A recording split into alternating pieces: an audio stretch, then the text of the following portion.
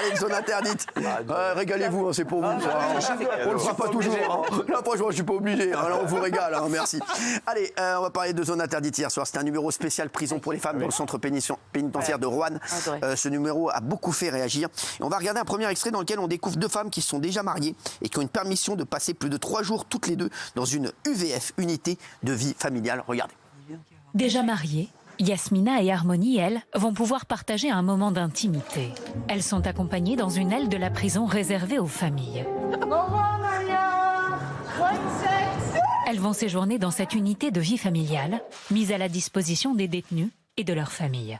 Harmonie et Yasmina en oublient presque qu'elles sont en détention. Ça, c'est impeccable. On est bien, là. Là, ouais, il fait frais. On a une grille au plafond, par contre.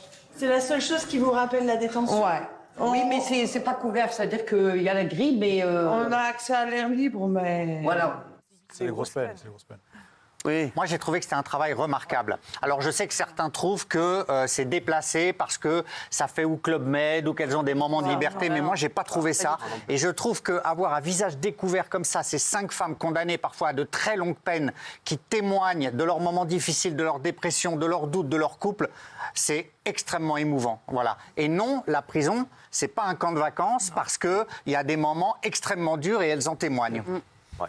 Alors pour certaines occasions comme la fête des mères, par exemple, les détenus ont l'autorisation de faire venir leurs enfants pour passer un moment privilégié avec eux. Regardez. Mon bébé. Âgé de 17 ans, son fils ne conserve que des bribes de souvenirs de son enfance avec sa mère. J'aimais bien la vie qu'on avait avant.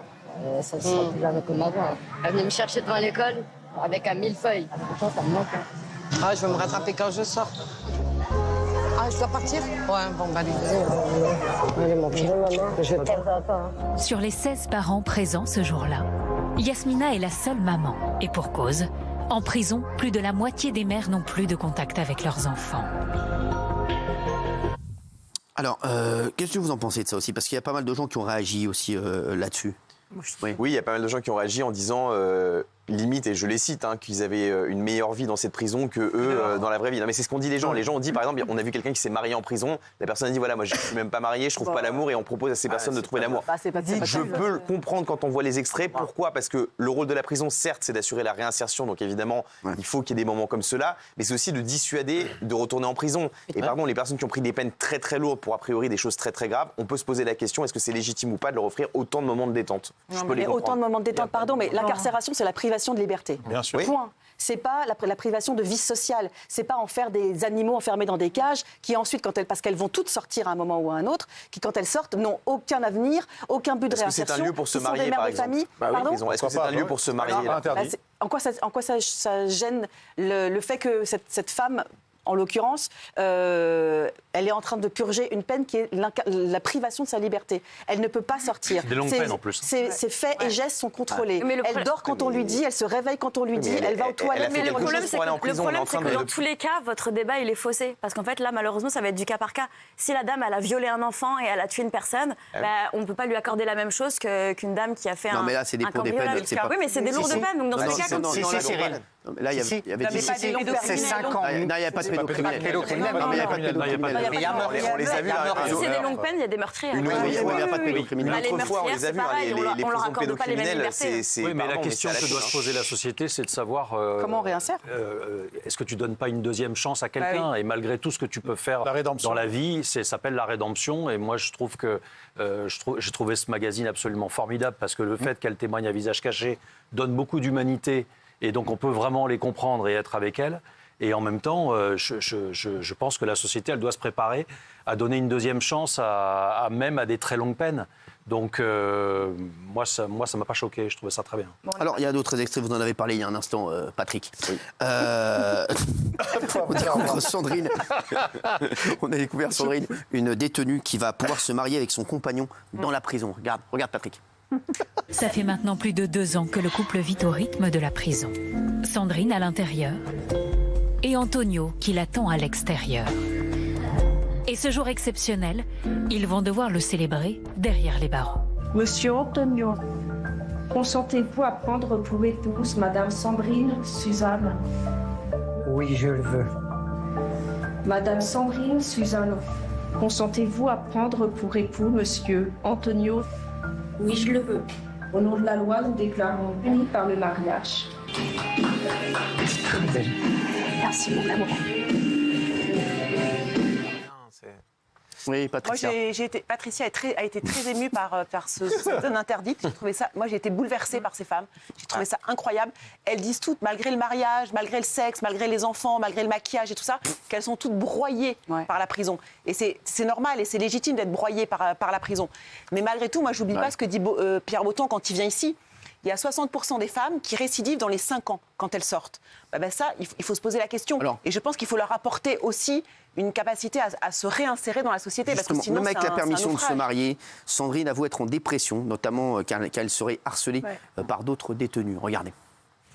Il y a 2 sortes de maltraitance. Il y a la maltraitance physique, celle que j'ai subie. Et j'ai subi de la maltraitance mentale, celle que je suis en train de vivre. Alors Sandrine a pris une décision radicale, être placée à l'isolement. Depuis une semaine, elle est donc enfermée toute la journée dans cette cellule. J'ai préféré parier à ma sécurité qu'on dise à mon mari, votre femme, elle s'est fait tuer par des co-détenus. Je me bats pour lui. Oui. On voit très bien que les gens qui disent c'est le Club Med, la preuve, c'est évidemment pas le Club Med. Je défie quiconque de passer une seule journée en prison et de dire que c'était le Club Med. Voilà. Je ne dis pas que les faits commis ne méritent pas une peine d'emprisonnement. Je dis que c'est la privation de liberté et qu'en dehors de ça, qu'est-ce qu'on veut de la prison? On veut que d'abord elle sanctionne, c'est le cas, privation de liberté, et on veut ensuite qu'elle réinsère. Donc pour réinsérer, il faut permettre quand tu sors de la récidiver. Et qu'elle dissuade d'y retourner aussi. Et je trouve que c'est un peu toujours le même argument de toi, t'y allais en prison. Non, a priori, si on n'a rien fait pour aller en prison, on n'y va pas. Donc je comprends que ce soit extrêmement difficile pour elle. Mais pourquoi ceux qui sortent récidivent? C'est ça la vraie question. C'est une bonne question. Pourquoi Pierre Botton nous dit à chaque fois ceux qui sortent récidivent? D'accord, mais est-ce que ça veut dire que c'est un échec? Est-ce que les traiter de mieux en mieux et les faire se marier, prendre des cafés sur une terrasse, c'est une solution pour globalement, pas qu'ils récidivent? Il y a une dame qui est interviewée qui effectivement cherche des boulots quand ils sortent et effectivement, ça marche beaucoup mieux quand tu as un boulot. C'est la même chose que faire du karting ou prendre un café sur une terrasse.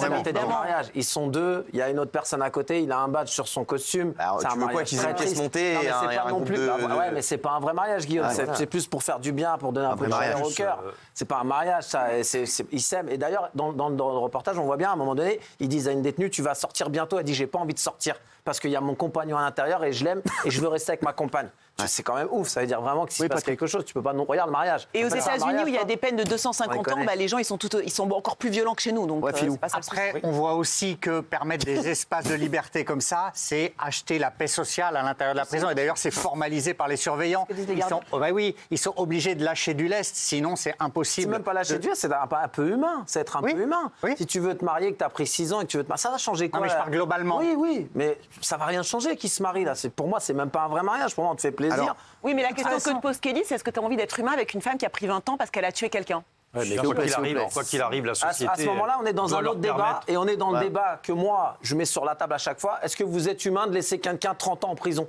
Vous, est-ce que vous êtes humain, les gens, à dire il va aller 30 ans en prison? Et on va le nourrir pendant 30 ans en prison. Ça dépend ce qu'il a fait. Est-ce que vous êtes humain pour faire ça? Moi, je trouve que c'est pas humain de faire ça. On n'enferme pas quelqu'un 30 ans en prison. Qu'est-ce qu'on fait alors? C'est lunaire ce que tu es en train de dire. Il y a peut-être d'autres solutions. Lesquelles? Il y a peut-être d'autres solutions. Lesquelles? Quelqu'un qui a fait quelque chose dis ça à la lumière de ce reportage, de pédocriminalité, des gens qui s'amusent à violer des enfants. Quand vous êtes content de les voir 30 ans en prison, moi, je suis pas content de les voir 30 ans en prison. Tu préfères quoi, les tuer? Non. Je dis rien. Tu préfères quoi? Je dis que 30 ans en prison, moi, je suis peut-être plus humain que vous.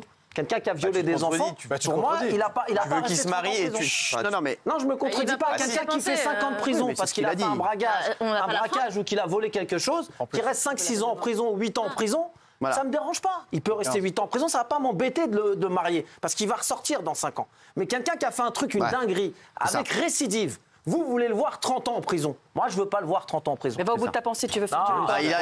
On a tous compris. C'est bon, on va pas en parler. Les violeurs d'enfants ont tous compris. D'accord, donc t'es pas plus humain que nous alors. Je suis pas plus humain que vous. Il y en a qui veulent les voir 30 ans en prison. Moi, il m'intéresse pas 30 ans en prison. Je vais pas nourrir un mec 30 ans en prison.